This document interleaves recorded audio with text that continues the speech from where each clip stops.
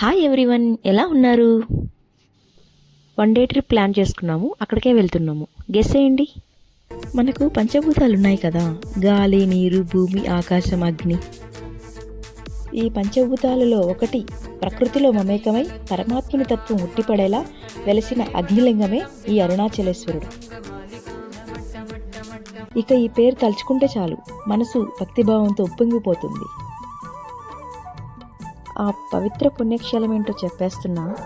అరుణాచలం అంటే అందరికీ ఆల్మోస్ట్ తెలిసే ఉంటుంది. అరుణ అంటే ఎర్రని, ఆచలము అంటే కొండ, అంటే పాపముల్ని హరించేది అని అర్థం.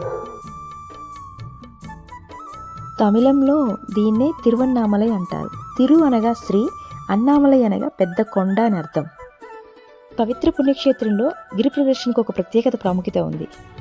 అలాంటి గిరి ప్రదర్శనని మేము తెల్లవారుజామున 4 గంటలకి, అంటే 3:30 నుంచి 4 మధ్యలో స్టార్ట్ చేసాము. ఎందుకంటే చాలామంది తెలియక డే టైంలో వెళ్తూ ఉంటారు. డే టైంలో ఎండ ఉండడం వల్ల మనకి ఆ గిరి ప్రదర్శన చుట్టూ ఉండే కొండ చుట్టూతో ఒక డాంబర్ రూట్ ఉంటుంది. ఆ డాంబర్ రూట్ ఎండకి బాగా వేడిగా ఉంటుంది కాబట్టి ఎక్కువ పాదరక్షలతో నడవకూడదు. కాబట్టి మనం మామూలు కాళ్ళతో నడుస్తాం కాబట్టి బాగా ఎండగా అనిపిస్తుంది.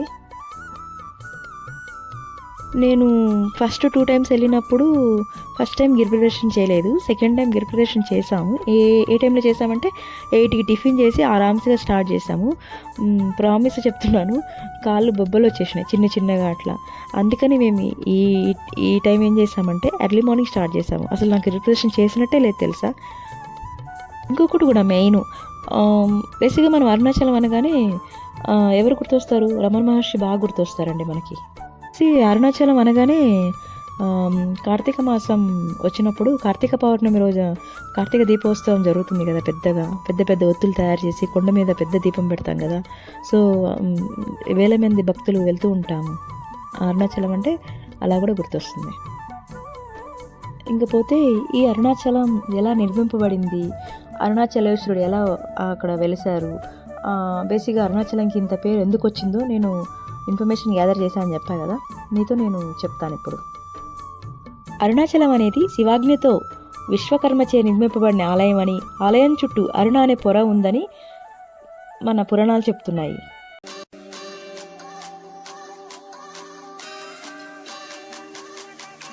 మీకు చెప్పా కదా, పంచభూతాలలో ఒకటైన అగ్ని రూపంలో కొలువై ఉన్న తేజవంతమైన శక్తికి అరుణాచలం అని కూడా అంటారు.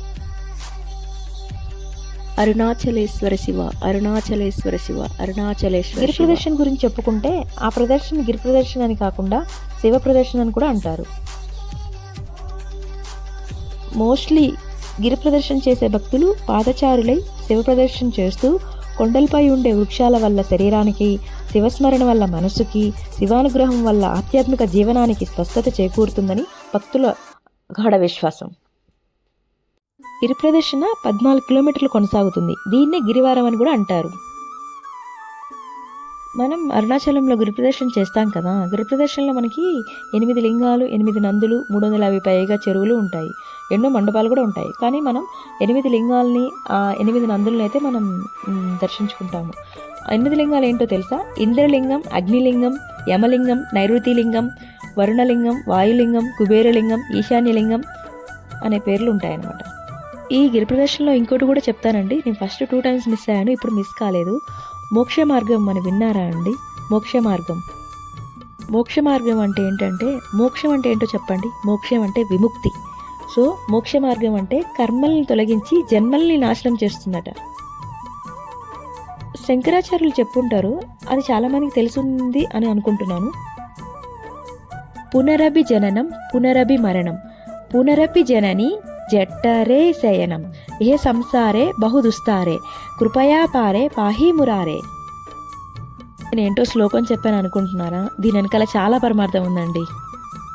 శ్లోకం మీనింగ్ చెప్తాను.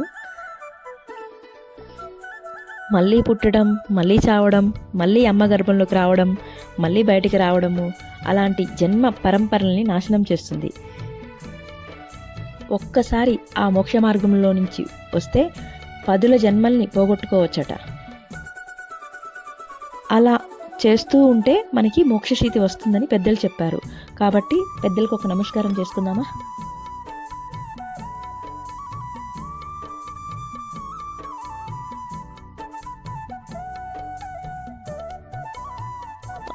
చాలామందికి డౌట్ రావచ్చు, అసలు మోక్షం ఏంటి, విముక్తి ఎందుకు రావాలి, ఇలాగే ఉండొచ్చు కదా, జన్మ జన్మలు మళ్ళీ పుట్టడం మళ్ళీ చావడం ఏం ప్రాబ్లం ఉంది అనుకోవచ్చు. దీనికి కూడా నేను ఎగ్జాంపుల్ చెప్తాను. నా గురించే తీసుకుందాము. నేను ఈ జన్మలో మనిషి రూపం తీసుకున్నాను. నేను ఈ జన్మలో కొన్ని పుణ్యాలు కొన్ని పాపాలు చేస్తాను. ఆ పాపాలు అనేది తెలియక చేస్తాను, కొన్ని తెలిసి చేస్తాను. ఏమనిపిస్తుంది మనకి, ఈ జన్మలో ఆ పాపాలకి పరిష్కారం అనుభవిస్తామా, లేదంటే నెక్స్ట్ జన్మ క్యారీ ఫార్వర్డ్ అవుతుందా, నెక్స్ట్ జన్మలోనే అసలు నేను మనిషిగా పుడతానా వేరే రూపంలో పుడతానో తెలియదు.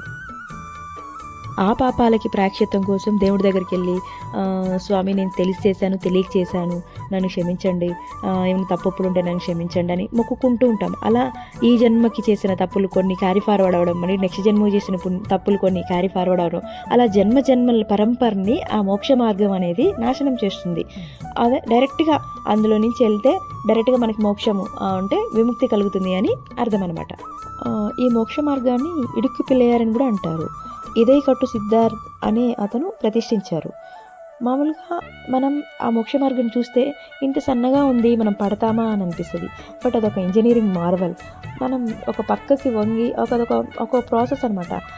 అదొక ఏమంటే ఒకటి ఆ ప్రాసెస్లో వెళ్తే మనం ఎంత లావుగా ఉన్నా కూడా మనం అదొక తల్లి గర్భం లాంటిది అనమాట.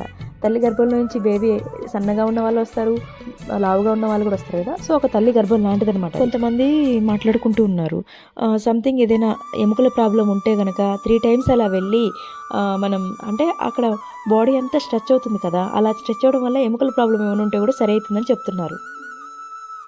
అరుణాచలంలోనికి ప్రవేశించాలంటే ఈశ్వర అనుగ్రహం ఉండాలి.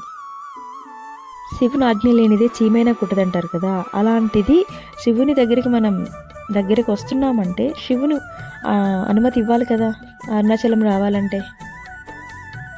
అరుణాచలంలో అగ్నిలింగం ఉంది అంటారు కదా, అగ్ని అంటే అది ఎలా వేడిగా ఉంటుందని మనం చెప్పగలం. బయట ఎంత చల్లగా ఉన్నా టెంపుల్లో చాలా వేడిగా ఉంటుంది. అలా వేడిగా ఉంటే జనాలు భక్తులు తట్టుకోలేరని వేడి రూపంలో ప్రకాశిస్తూ ఉంటాడు. యథార్థం ఏంటంటే అగ్ని అంటే జ్ఞానాగ్ని, జ్ఞాన స్వరూపమైన అగ్నిలింగం.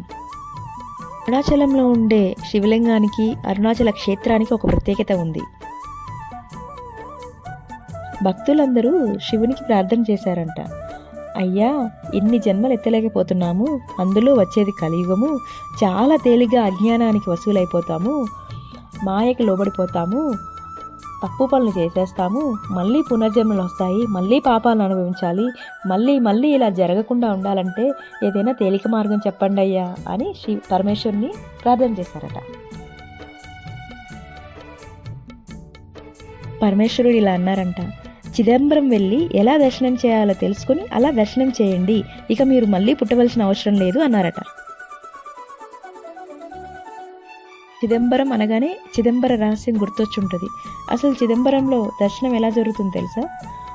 తలుపు తీస్తారు సిద్ధంగా ఉండండి అంటారు, ఆ తెర తీస్తారు, మనం చూస్తాం, అలా ఎలా కళ్ళు మూసుకొని చూస్తాము.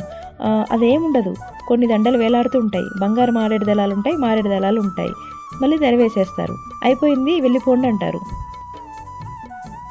కొంతమంది భక్తులు అంటారు, ఏముంది అక్కడ, ఏం కనపడలేదంటారు. కొంతమంది డాంబికానికి పోయి, అయ్యో మీకేం కనపడలేదా, మారేడుదల వెనకాల శివలింగం ఉందని అంటారు.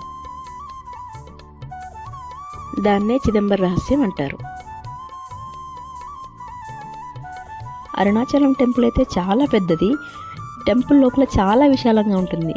ఖచ్చితంగా ప్రతి ఒక్కరు చూడవలసిన టెంపుల్ ఇది. మనం టెంపుల్కి ఎందుకు వెళ్తాము? ప్రశాంతత కోసం.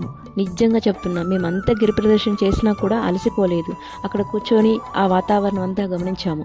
మేము మామూలు టైంలో వెళ్ళాం కాబట్టి అంత విశాలంగా కూర్చున్నాము. అదే పౌర్ణమి టైంలో వెళ్తే మనం కూర్చోవడానికి కాదు కదా, నిలబడడానికి కూడా స్థలం ఉండదు.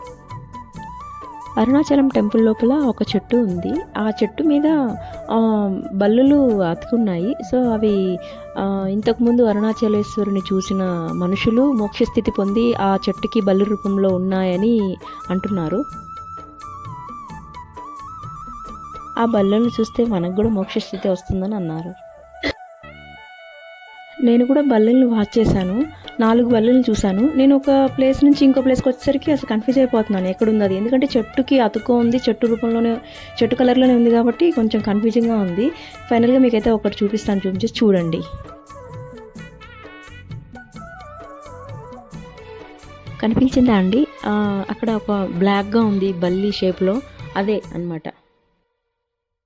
మీకేం చెప్తున్నానంటే పనులు మానుకొని వెళ్ళమని చెప్పట్లేదు. కానీ టైం ఉన్నప్పుడు కొంచెం టైం కేటాయించుకొని ఇలా కొన్ని ఆహ్, ఆలయాలకు వెళ్ళొస్తూ ఉంటే కంపల్సరీ మీ పాజిటివ్ వైబ్రేషన్ వస్తుంది. ఆ వైబ్రేషన్ వల్ల మీకు కొంచెం ఒక ఏమంటారు, ఒక పాజిటివిటీ వస్తుంది. Thank you everyone. అందరూ సబ్స్క్రైబ్ చేసుకున్నారా? చేసుకోకపోతే ఇప్పటికైనా చేసుకోండి.